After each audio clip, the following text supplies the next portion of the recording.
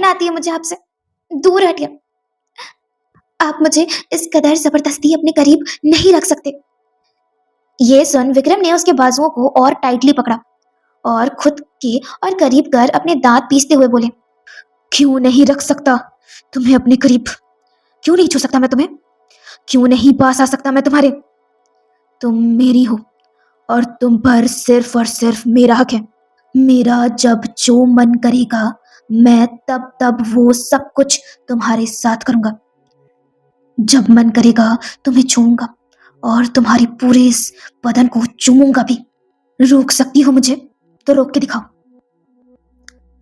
Hey my listeners, तो आ गया है बेलेना फोर्स्ड गर्लफ्रेंड का एक और न्यू एपिसोड। तो चलिए सुनते हैं। लंदन में रात के 9 बजे।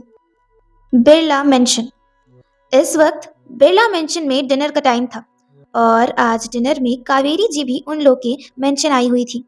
धैर्य, यश, सोनिया और कावेरी जी चारों इस वक्त डाइनिंग टेबल में बैठकर डिनर कर रहे थे। सोनिया जी एक सर्वेंट को बोली, शीना, मायरा को बुला लाओ। ये सुन कावेरी जी बोली, अरे हाँ भाई हाँ, मायरा कहाँ है? सब लोग तो यही है। उसकी तबीयत तो ठीक है ना सोनिया? सोनिया जी हंसते हुए बोली, अरे नहीं नहीं कावेरी जी, कुछ नहीं हुआ है उसे। वो तो बस तैयार हो रही है। वो उसे लगा कि आज विक्रम भी आएगा डिनर में, इसीलिए कुछ ज्यादा ही एक्साइटेड है बेचारी। सोनिया की ये लाइन सुन तीनों अनकंफर्टेबल हो गए। धैर्य अपनी मॉम के कान के पास जाके बोले, मॉम क्या बोल रही हैं आप ये? बोलने से पहले कुछ तो सोचिए। विक्रम की दादी बैठी है सामने, वो क्या सोचेंगी? पर सोनिया जी जो ये सुन हंसते हुए कावेरी जी की तरफ देख के बोली, ये देखिए कावेरी जी, आजकल के बच्चे भी ना मुझे चुप रहने के लिए बोल रहे हैं। अरे इन्हें क्या पता कि हमारी मायरा और विक्रम की जोड़ी तो बचपन में ही बन गई थी। अरे मायरा विक्रम को पसंद नहीं करेगी तो और किसे करेगी भला? है ना कावेरी जी? कावेरी जी ये सुन थोड़ा हिचकिचाते हुए बोली, हाँ वो सोनिया, बात यह है कि मुझे तो मायरा अपने विक्रम के लिए बहुत पसंद है, पर विक्रम अभी शादी वगैरह से बहुत दूर भागता है।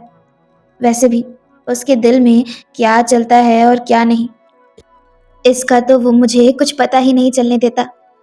सोनिया जी जो उनके बगल वाली सीट में ही बैठी थी, वो उनके हाथों के ऊपर अपने हाथ को रखते हुए बोली, कावेरी जी आप भी ना? अरे विक्रम को तो हमारी मायरा पसंद है। आप ही बताइए, आपने कभी विक्रम को मायरा के अलावा किसी और लड़की से बात करते हुए देखा है? कभी नहीं ना? वो सिर्फ मेरी मायरा से बात करता है क्योंकि वो मायरा को बहुत पसंद करता है। सोनिया की ये सारी बातें सुन यश और धैर्य एक दूसरे को देख एम्बेरस फील करने लगे। यश जी जो बात को घुमाते हुए कहते हैं, अरे सोनिया छोड़ो वो सब, इन सब बातों में अभी काफी वक्त है। सोनिया जी ये सुन उनकी ओर देख चिंता का दिखावा करते हुए बोली, कैसी बातें कर रहे हैं आप यश? अरे इन सब बातों के बारे में अभी बात नहीं करेंगे तो कब करेंगे? इनफैक्ट मैं तो कहती हूँ बातें छोड़ो, सीधा फैसला करो। कावेरी जी हम बड़े हैं, हमें ही सब बातों को हैंडल करना होगा। ये बच्चों का क्या है? आज के जमाने में बच्चों के लिए तो शादी वगैरह खेल बन चुका है, खेल। और ऊपर से हम लोग तो लंदन में हैं, लंदन में। यहाँ के लोगों को देख हमारे बच्चे बहक गए तो? देखिए कावेरी जी, जमाना बहुत खराब है। क्या है ना, मैं तो मायरा की तरफ से पूरी तरीके से कंफर्म हूँ कि उसे सिर्फ विक्रम ही पसंद है, तो इसीलिए उसके बहकने का तो कोई चांस ही नहीं है।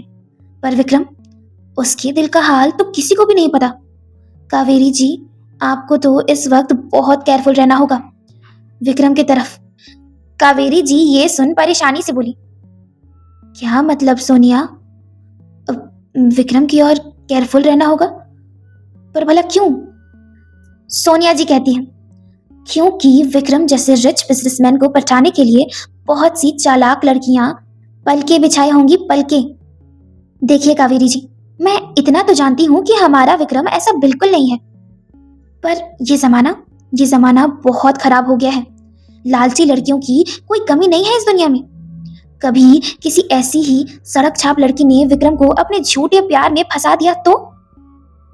ये सुन यश जी बोले, सोनिया तुम कैसी बातें कर रही हो? ऐसा कुछ नहीं होगा।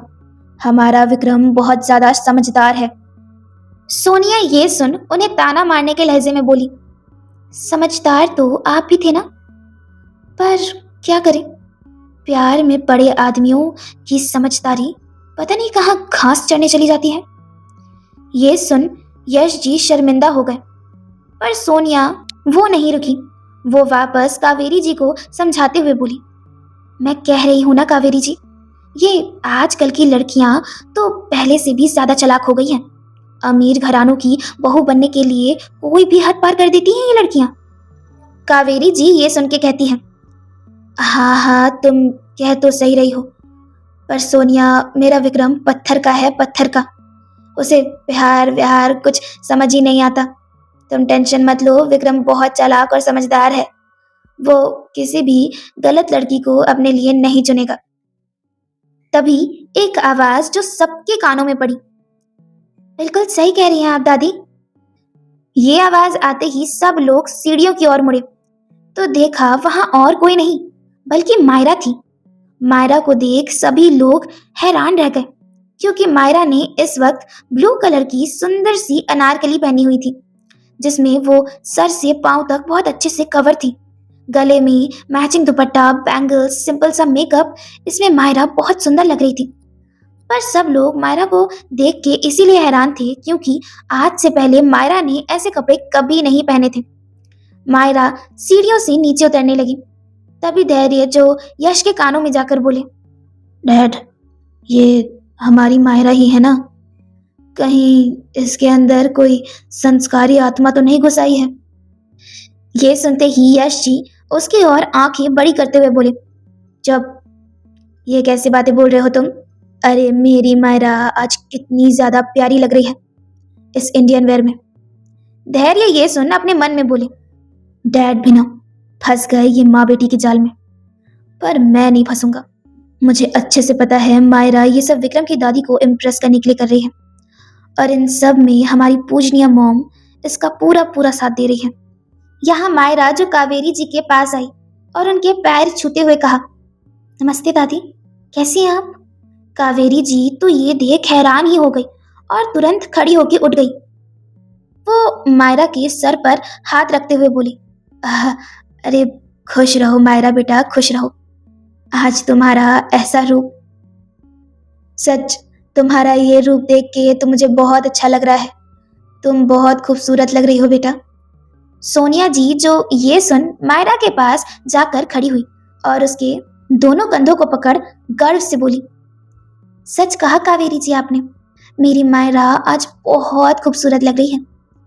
आप बहुत ज्यादा लकी हैं जो मेरी इतनी खूबसूरत और संस्कारी बेटी आपके घर जाने वाली है। वरना आप ही बताइए, इस लंदन जैसे मॉडर्न जगह में किसी को याद है अपनी संस्कृति? पर यहाँ मेरी मायरा, इसे इंडियन वेयर्स इतने पसंद है ना कि मैं क्या कहूँ। कावेरी जी ये सुन मायरा के सर पर हाथ रखते हुए बोली, अच्छी बात है कि तुम लंदन में होके भी अपनी संस्कृति को नहीं भूली, वरना आजकल के लड़कियां बस कटे छटे कपड़े पहन लेती है और कहती है कि फैशन है। अरे उन लड़कियों को क्या पता, असली सुंदरता तो हमारे इंडियन वेयर्स में है।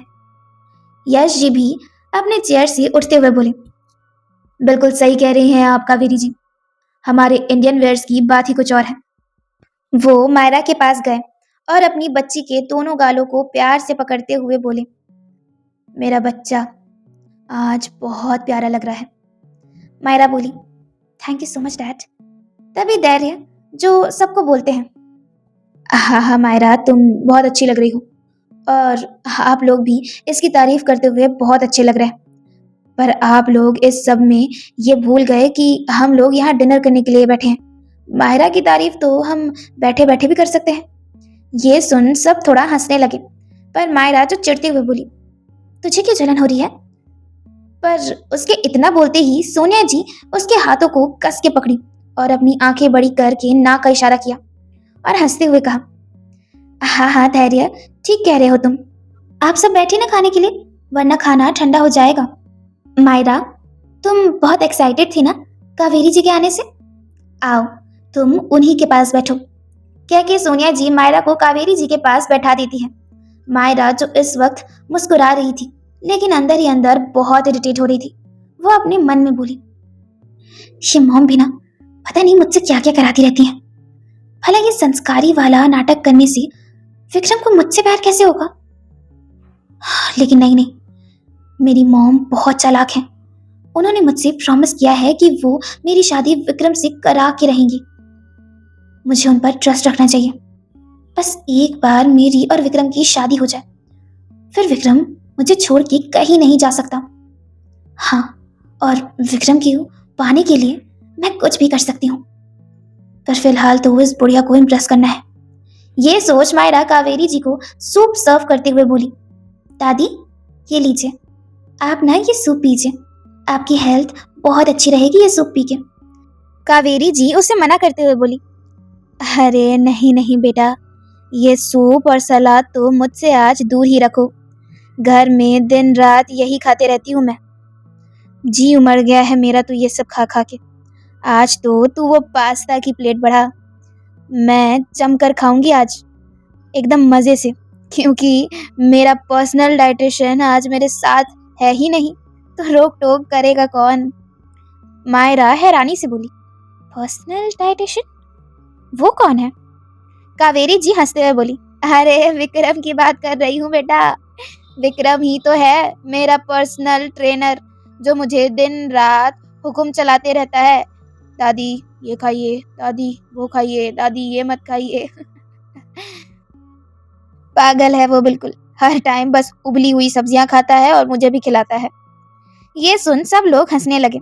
यश जी बोलते हैं, कावेरी जी आज आपको जो भी खाना हो आप खा सकती हैं, हम में से कोई भी आपको नहीं रोकेगा।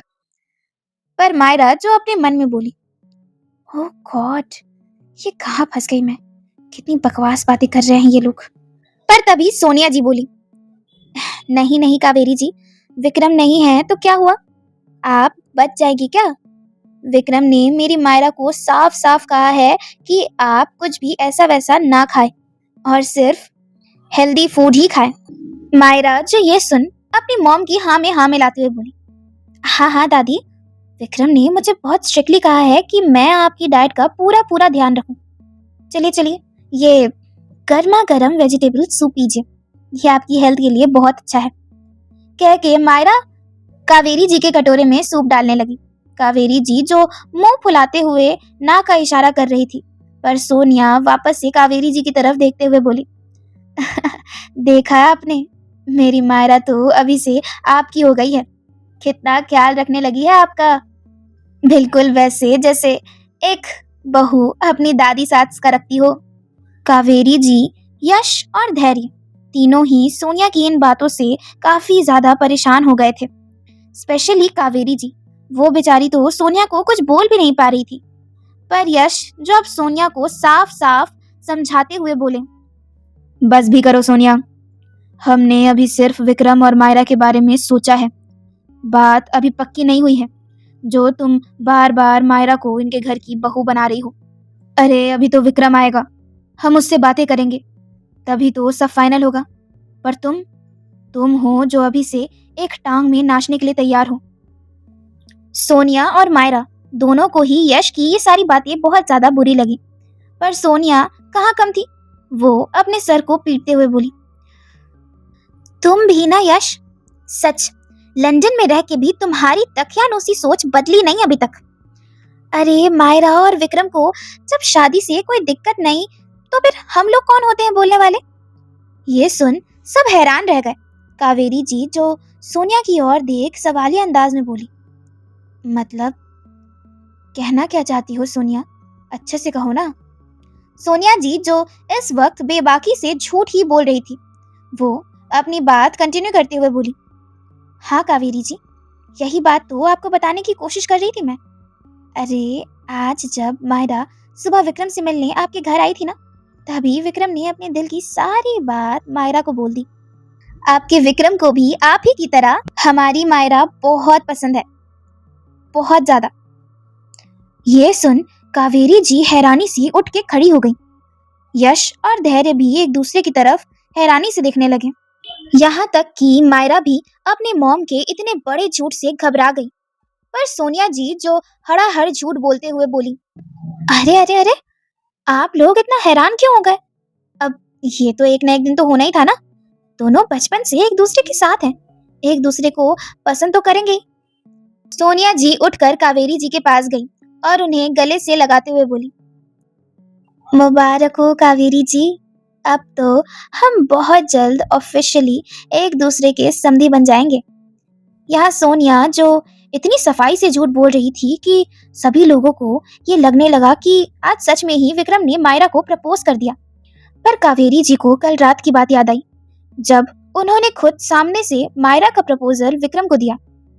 तब तो उसने साफ साफ उसी पल मायरा से शादी के लिए इनकार कर दिया था, ये कहकर कि वो उसकी बस अच्छी दोस्त है, उससे ज्यादा कुछ नहीं। कावेरी जी को कुछ समझ ही नहीं आ रहा था कि ये सब क्या हो रहा है। वो मायरा के पास गई और उसके कंधे पर हाथ रख प्यार से पूछी, मायरा बेटा, क्या आज सच में विक्रम ने तुम्हें प्रपोज किया और कहा कि वो तुम्हें पसंद करता है? बेटा, तुम्हें कोई गलतफहमी तो नहीं हो रही ना? मायरा जो इस सवाल से थोड़ा बौखला गई और थोड़ा अटकते हुए बोली, दादी, ऐसा तो। पर उसकी पूरी बात कंप्लीट करने से पहले ही सोनिया जी बोली, हाँ हाँ कावेरी जी, मायरा बिल्कुल श्योर है, उससे कोई गलतफहमी नहीं हुई है। अरे विक्रम को आपको ये सब बात खुल के बोलने में शर्म आती होगी, इसीलिए वो आपको कुछ नहीं बता पाता। कावेरी जी जो सोनिया को शांत कराते हुए बोली, रुको ना सोनिया, पहले मैं मायरा से तो बात कर लूं। कह के वो मायरा के पास गई। मायरा जो सीट से उठ गई। कावेरी जी उसके गालों को पकड़ते हुए बोली, देखो मायरा, मुझे ठीक से बताओ, विक्रम ने तुमसे क्या कहा? क्योंकि मुझे अच्छे से श्योर होना है। ये मामला मेरे लिए बहुत नाजुक है बेटा, इसीलिए प्लीज मुझसे कुछ मत छुपाना। मायरा जो क्या बोले और क्या नहीं उसे तो कुछ समझ ही नहीं आ रहा था। वो घबराने लगी और अपनी नजरें फिर यहाँ वहां देखने लगी। वो अपने मन ही मन कहानी क्रिएट करना शुरू कर देती है, क्योंकि सच तो ये है कि आज विक्रम ने उसे कोई प्रपोज वगैरह नहीं किया था, बल्कि उन्होंने तो ये साफ साफ कह दिया था कि वो नताशा से बहुत बहुत बहुत प्यार करते हैं और उससे शादी करना चाहते हैं। मायरा के दिल में तो सुबह की बार बार बस यही सारी बातें याद आ रही थी। यहाँ डाइनिंग टेबल में सब लोग मायरा की चुप्पी और हल्की सी घबराहट देख उस पे शक करने लगे। पर तभी सोनिया जी जो उसे देख कुछ इशारा की और उस इशारे को समझ ही मायरा जल्दी से कावेरी जी को देख थोड़ा सा शर्माई और वहां से भागकर चली गई। किसी को उसकी यह हरकत समझ नहीं आई। पर तभी सोनिया जी जो जोर जोर से हंसते हुए बोली, ये मेरी मायरा भी ना, जब देखो बस शर्माते ही रहती है। और आप भी कावेरी जी कुछ कम नहीं है इस मामले में, जानबूझ के उससे ऐसे सवाल कर रही थी ना जिससे वो शर्मा जाए। मेरी बच्ची तो शर्म से पानी पानी हो गई थी। आप भी ना, आजकल के बच्चे अपनी प्राइवेट बातें अब हमें थोड़ी ना बताएंगे, समझिए। सोनिया की ये सारी बातें सुन यश और धैर्य थोड़ा एम्बैरेस हो गए। पर कावेरी जी को वो पल याद आ गया जब सुबह उन्होंने मायरा को विक्रम के एकदम नजदीक देखा था। उस नजारे को याद कर कावेरी जी के होठों में हल्की सी स्माइल आ गई। वो सोनिया जी की ओर खुशी से देखते हुए बोली, हाँ सोनिया, हाँ तुम सही कह रही हो। अब तो मुझे भी ऐसा ही लगता है कि विक्रम भी मायरा को पसंद करता है। शर्म की वजह से वो खुल के अपने दिल की बात मुझसे नहीं कर पाता शायद। ये सारी बातें सुन धैर्य कहता है, अरे दादी, ऐसा कुछ भी नहीं है। विक्रम ने आज तक मुझसे इस बारे में कुछ भी नहीं कहा। वो आपके सामने कुछ नहीं बोला तो मैं मान सकता हूँ कि उसे शर्म आई होगी, पर मेरे सामने तो वो ये सारी बातें कर सकता था ना। पर आज तक उसने तो मुझसे मायरा के बारे में कोई बातें नहीं की। ये सुन सोनिया अंदर ही अंदर अपने दांतों को पीसने लगी, पर वो खुद पर कंट्रोल रखते हुए बोली, कैसी बातें कर रहे हो धैर्य? अरे विक्रम अपने दिल की बात तुम्हें कैसे बता सकता है? आखिर जो कुछ भी हो, तुम मायरा के भाई हो, और एक भाई के सामने कोई उसकी बहन के बारे में ऐसी बातें करता है क्या? ये सुन यश जी हंसते हुए बोले, सही कह रही हो सोनिया। वैसे मानना पड़ेगा विक्रम को, वो हमारी मायरा को पसंद करता है। आज तक इस बात की भनक तक उसने हमें नहीं पड़ने दी। कावेरी जी, अब जब बच्चों के दिल का हाल हमें पता ही है तो देरी किस बात की? कावेरी जी खुशी से बोली, सही कह रहे हो यश, अब हमें देरी बिल्कुल नहीं करनी चाहिए। अपने विक्रम को दूल्हा बनते हुए देखने के लिए मेरी नजरें बेकरार हैं। सोनिया जी जो खुशी से बोली, तो फिर देरी किस बात की? कावेरी जी, मैं तो कहती हूँ कि परसों मेरी मायरा का बर्थडे है, तो क्यों ना परसों ही हम इन लोगों की एंगेजमेंट करा के बात पक्की कर दे। ये सुन सभी खुश हो जाते हैं। धैर्य भी अपनी फैमिली की ये खुशी देख खुश हो गए। वो बोले, ये तो अच्छा आइडिया है मम्मा। मैं अभी विक्रम को कहता हूँ कि कल तक तुम वापस आ जाओ। सोनिया जी जो ये सुन घबराते हुए बोली, अरे नहीं नहीं, धैर्य ऐसा करने की कोई जरूरत नहीं है। सोनिया की ये हरकत पे यश, धैर्य और कावेरी जी तीनों ही उसे हैरानी से देखने लगे। तभी सोनिया जी जो बात घुमाते हुए बोली, "आह, वो कावेरी जी, विक्रम तो कल आ ही जाएगा ना। हम ऐसा करते हैं कि उन लोग को अचानक से पार्टी में ही सरप्राइज देंगे। क्या कहते हैं आप लोग?" सोनिया की ये बात सबको बहुत पसंद आई। कावेरी जी जो एक्साइटेड होके बोली, सही कहा तुमने सोनिया, अचानक सरप्राइज मिलने से दोनों के दोनों बहुत खुश हो जाएंगे, और विक्रम का ना शादी करने वाला ड्रामा भी खत्म हो जाएगा। धैर्य और यश तो ये सुन हंसने लगे। यश जी हंसते हंसते बोले, बहुत अच्छा प्लान है ये। अक्सर बच्चे हमें सरप्राइज देते हैं ना, पर इस बार हम बच्चों को सरप्राइज देंगे। हमारी मायरा के लिए तो ये सरप्राइज उसका बेस्ट बर्थडे गिफ्ट होगा। सोनिया खुशी से कावेरी जी को गले लगाते हुए बोली, thank you thank you thank you thank you so much Kaveri ji. मैं बहुत खुश हूँ कि अब मेरी बेटी आपके पास जाने वाली है। आप और विक्रम मेरी बेटी के लिए बिल्कुल बेस्ट है। कावेरी जी जो ये सुन खुशी से उसकी ओर देखते हुए बोली, सोनिया, मायरा भी बेस्ट है मेरे घर की बहू और विक्रम की वाइफ के लिए, एकदम बेस्ट। मैं तुम्हें बता नहीं सकती कि मुझे अब बेसब्री से परसों के दिन का इंतजार हो रहा है। मुझे देखना है कि सरप्राइज मिलने के बाद मेरा विक्रम कैसा रिएक्ट करेगा। ये सुन सभी उस पल के बारे में सोच एक्साइटेड होने लगे। पर यहाँ दूसरी तरफ विक्रम के प्राइवेट जेट में, विक्रम जो इस वक्त अपने जेट के रूम में थे, वो रूम बहुत ही ज्यादा शानदार था। कोई भी उस रूम को देख ये नहीं सोच सकता था कि ये रूम एक जेट के अंदर है। लेकिन उस जेट के अंदर ऐसे और भी 4 रूम्स थे जिसमें प्रतीक और प्रिया ठहरे हुए थे। सबसे बड़ा और शानदार कमरा विक्रम का था। विक्रम जो इस वक्त उस कमरे के बड़े से बेड में आराम से पांव फैला के बैठे हुए थे और अपने टैब में बहुत ही जरूरी काम कर रहे थे। उनकी गोद में इस वक्त नताशा थी जो अभी भी बेहोश ही थी। उसे अभी तक होश नहीं आया था। उसका सर इस वक्त विक्रम के मजबूत जांघों पर था। विक्रम जो अपने एक हाथ से टैब को यूज कर रहे थे तो दूसरे हाथ को नताशा के चेहरे और उसकी बॉडी पर लगातार चलाए जा रहे थे। नताशा जिसे अब होश आने लगा, वो धीरे धीरे कर अपनी आंखें खोलने लगी। उसकी आंखें जो पूरी की पूरी लाल हो रखी थी और इतने टाइम बाद भी उसकी आंखों में अब तक बेशुमार नमी भरी हुई थी।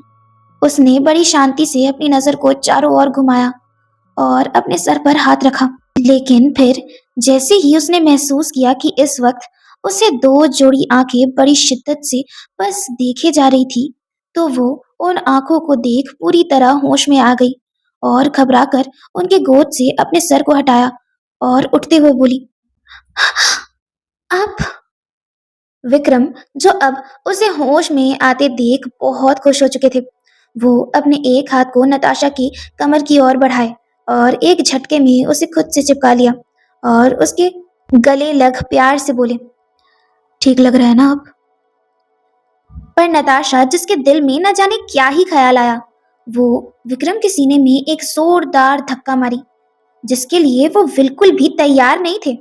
वो थोड़ा सा लड़खड़ाए, पर उनके हाथों से उनका टैब जो जाकर धड़ाम से नीचे जा गिरा और टूट गया। नताशा जो जल्दी से बेड से उतरी और अपने कड़वे शब्दों को विक्रम पर बरसाने लगी। शर्म नहीं आती ना आपको बिल्कुल भी? बस जब देखो मुझे छूते रहते हैं, मेरे करीब आते रहते हैं। अरे मैं इंसान हूँ, इंसान, आपका कोई खिलौना नहीं। आप खुद को समझते क्या है? अमीर हैं तो कुछ भी करेंगे क्या? आपकी हिम्मत कैसे हुई मेरे कपड़े बदलने की?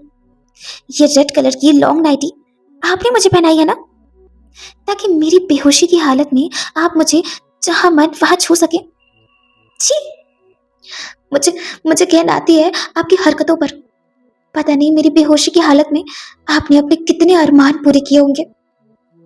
ये कह नताशा, जो अपने दोनों हाथों से खुद को पकड़ फूट फूट कर रोने लगी। उसने इस वक्त एक लॉन्ग रेड कलर की नाइटी पहनी हुई थी, जो स्लीवलेस थी, और गला काफी गहरा, जिसमें उसका थोड़ा सा क्लीवेज नजर आ रहा था। बस, पर पूरी बॉडी बहुत अच्छे से कवर थी। विक्रम, जो नताशा के ऐसे इल्जामों को बर्दाश्त नहीं कर पाए, वो बहुत ज्यादा गुस्सा हो गए थे। गुस्से में उन्होंने अपना आपा खो दिया। वो बेड से उतरे। उन्होंने इस वक्त एक टी शर्ट और लोअर पहनी हुई थी, पर नताशा की ओर बढ़ते बढ़ते उन्होंने अपना टी शर्ट खोल दिया, जिससे उनकी मस्कुलर बॉडी और अट्रैक्टिव सिक्स पैक्स एब्स दिखने लगे। वो उस हाल में नताशा के पास गए और उसके दोनों बाजुओं को कस के पकड़ लिया। फिर उसके बाद नताशा के सीने को अपने खुले सीने से सटाते हुए बोले, रात भर तुम्हारी चिंता में नहीं सोया, पूरी रात बैठकर लगातार काम करता रहा, पर तुमने 2 मिनट में मेरी पूरी मेहनत को डिस्ट्रॉय कर दिया। वो भी इसीलिए क्योंकि तुम्हारे छोटे और घटिया दिमाग में ये आया कि मैंने पूरी रात तुम्हारा फायदा उठाया। कैसी सोच है तुम्हारी? मुझे तो तुम्हारी सोच पे ही घिन आ रही है। तुमने क्या सोचा था? बेहोशी की हालत में ही मैंने तुम्हारे बहुत मजे लिए होंगे, है ना? तुमने मुझे समझ के क्या रखा है? हाँ, मेरा प्यार तुम्हें हवस लगता है? मेरे छूने से, मेरे करीब आने से तुम्हें घिन आती है? क्यों, यही बात है ना? नताशा, जिसकी बाजुओं में अभी काफी ज्यादा दर्द हो रहा था, उसके आंसू तो रुकने का नाम ही नहीं ले रहे थे। वो उनके बाहों से दूर जाने की कोशिश करते हुए छटपटाने लगी और उसी छटपटाहट के साथ बोली, हाँ, कहना आती है मुझे आपसे, दूर हटिए। आप मुझे इस कदर जबरदस्ती अपने करीब नहीं रख सकते। ये सुन विक्रम ने उसके बाजुओं को और टाइटली पकड़ा और खुद के और करीब कर अपने दांत पीसते हुए बोले, क्यों नहीं रख सकता तुम्हें अपने करीब? क्यों नहीं छू सकता मैं तुम्हें? क्यों नहीं पास आ सकता मैं तुम्हारे? तुम मेरी हो और तुम पर सिर्फ और सिर्फ मेरा हक है। मेरा जब जो मन करेगा मैं तब तब वो सब कुछ तुम्हारे साथ करूंगा। जब मन करेगा तुम्हें छूऊंगा और तुम्हारे पूरे इस बदन को चूमूंगा भी। रोक सकती हो मुझे तो रोक के दिखाओ। कहकर विक्रम ने नताशा की पतली कमर को अपने मजबूत हाथों से कसकर जकड़ा और अपने गर्म होठ नताशा की ठंडे ठंडे गर्दन पर चलाने लगे। वो इस वक्त उसे बेइंतहा चूमे जा रहे थे। नताशा, जो खूब छटपटा रही थी, उसने अपने लंबे नाखून विक्रम की पीठ पर गड़ा दिए और खुद को उनसे दूर करने की कोशिश करने लगी। पर विक्रम, जिन्हें उसके इस वार से कोई फर्क नहीं पड़ रहा था, वो तो नताशा के मुलायम और नाजुक गर्दन को बेइंतहा चूमे जा रहे थे। थोड़ी ही देर में विक्रम के पीठ से हल्का सा खून निकलने लगा, क्योंकि नताशा के नाखून बहुत ज्यादा लंबे और नुकीले थे। नताशा को लगा कि अब विक्रम उसे छोड़ देंगे, पर विक्रम, जिन्हें इन सब चीजों से कोई फर्क नहीं पड़ रहा था, वो तो अब मनहोश हो चुके थे। उन्होंने नताशा को बेड में गिराया और खुद भी उसके ऊपर गिर पड़े। बेड में गिरते ही नताशा बहुत ज्यादा डर गई और अपने दोनों हाथों से अपने सीनों को ढक के जोर जोर से रोने लगी। पर विक्रम, जिनके ऊपर अब नताशा का नशा चढ़ गया था, नताशा की पूरी बॉडी बहुत ठंडी और मुलायम थी। विक्रम, जो उसकी गर्दन को चूमते हुए नीचे की ओर आए, उन्होंने एक झटके में नताशा के हाथों को उसके सीने से हटा दिया और उसके दोनों हाथों की कलाइयों को जोर से पकड़ मरोड़ने लगे। नताशा जो बहुत ज्यादा छटपटाने लगी, उसकी आंखों में वही मंजर घूमने लगा जब ऐसी ही जबरदस्ती तंज भी उसके साथ कर रहे थे।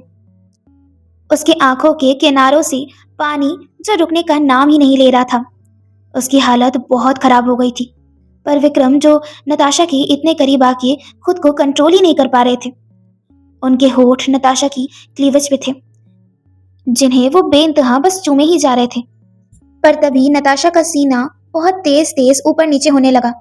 उन्होंने जब अपनी नजर उसकी ओर उठाई तो देखा इस वक्त उसे सांस लेने में काफी तकलीफ हो रही थी। ये देख विक्रम होश में आए। उन्होंने खुद को संभाला और वो नताशा के ऊपर से उठ गए। नताशा जिसने रो रो कर अपना पूरा चेहरा लाल कर लिया था और अब उसकी हालत इतनी बिगड़ गई थी कि उसे सांस लेने में भी तकलीफ होने लगी। विक्रम उसकी ये हालत देख घबरा गए। उन्होंने जल्दी से नताशा को बेड से उठाया और उसकी पीठ को रगड़ने लगे। पर नताशा जब उनसे डर रही थी, वो विक्रम के हाथों को झटक बेड के दूसरी तरफ चली गई और बड़ी मुश्किल से डरते डरते बोली, दूर रहो, मुझसे मुझसे दूर रहो, करीब बताना, दूर दूर चले जाओ बच्चे, प्लीज दूर जाओ। अपनी नताशा की ये हालत देख वो बहुत ज्यादा परेशान हो गए। उसकी ये बातें सुन उन्हें ऐसा लग रहा था जैसे किसी ने उनके दिल पर खंजर से वार कर दिया।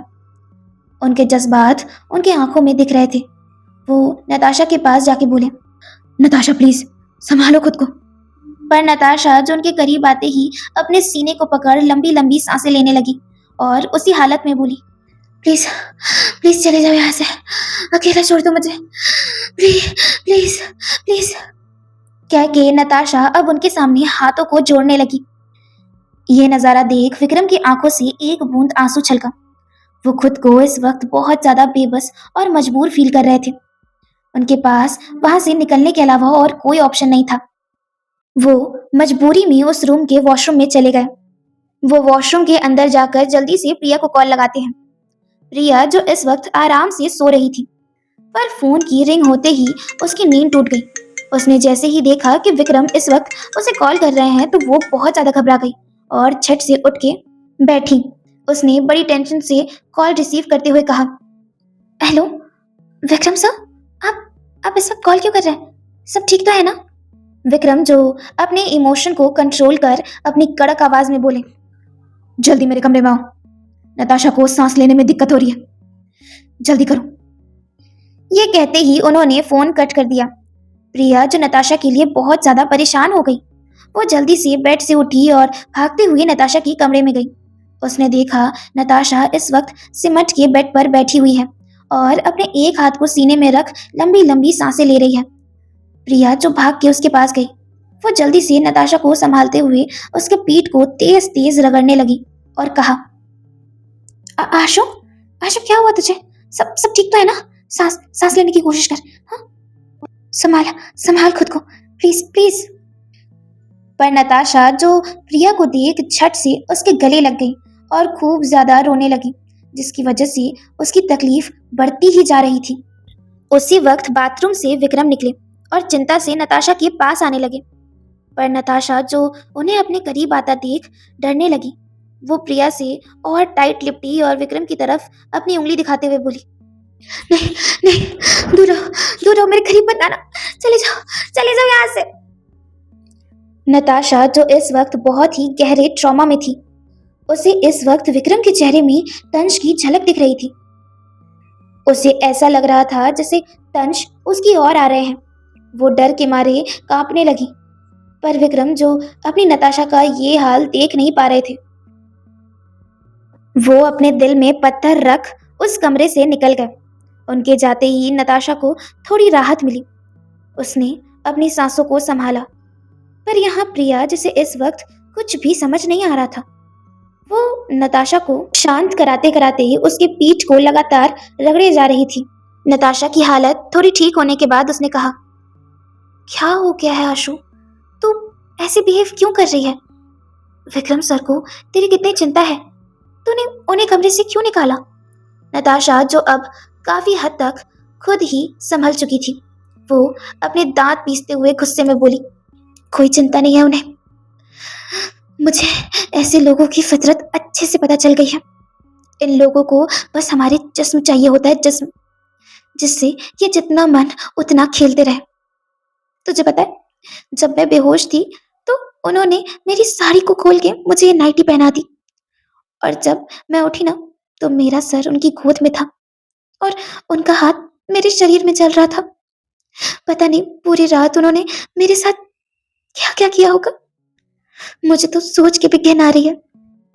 प्रिया जो ये सारी बातें सुन उस पर भड़कते हुए बोली, तेरा दिमाग तो खराब नहीं है? ये खुद से कैसी मनगढ़ंत बातें सोच ली है तूने अपने मन में? अरे विक्रम सर तुझसे प्यार करते हैं आशु, प्यार, बेइंतहा प्यार, इतना जितना तू सोच भी नहीं सकती। और प्यार ना इंसान की रूह से होता है, उसके जिस्म से नहीं। वैसे क्या कह रही थी तू?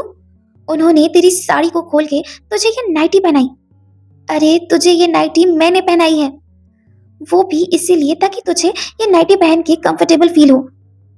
और क्या कह रही थी तू? कि तू रात भर उनके गोद में सर रख के थी।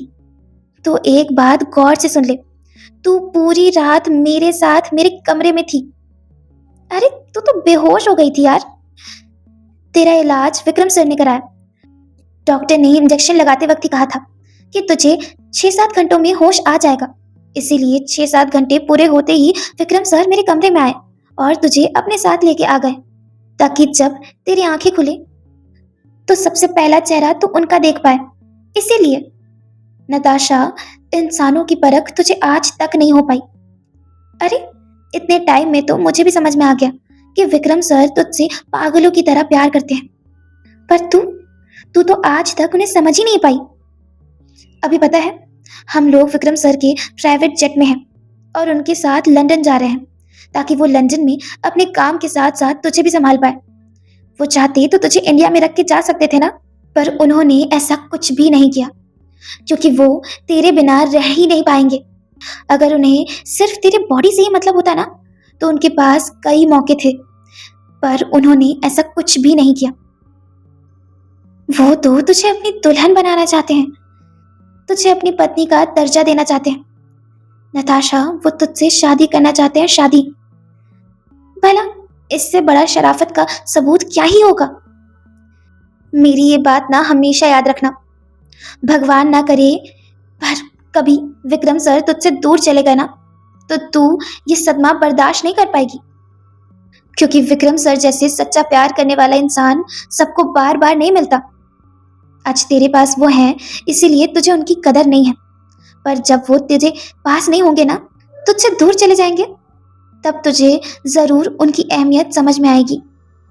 कह के प्रिया वहां से गुस्से में चली गई। पर यहाँ नताशा, जो इस वक्त बहुत हैरान थी, प्रिया की बातों ने तो उसकी आंखें खोल दी और उसे एहसास दिलाया कि अभी अभी उससे कितनी बड़ी गलती हो गई है। उसने विक्रम के सच्चे प्यार को उनका हवस समझा और गुस्से में न जाने उन्हें क्या क्या कह दिया। वो परेशानी से अपने सर को पकड़ बेड से उतरी और विक्रम के पास जाने के लिए तड़पने लगी। अब क्या होगा कहानी में आगे, जानने के लिए सुनते रहिए बेलेना first girlfriend, only on my YouTube channel dreaming with Preeti. Thanks for watching and subscribe for more guys, love you all.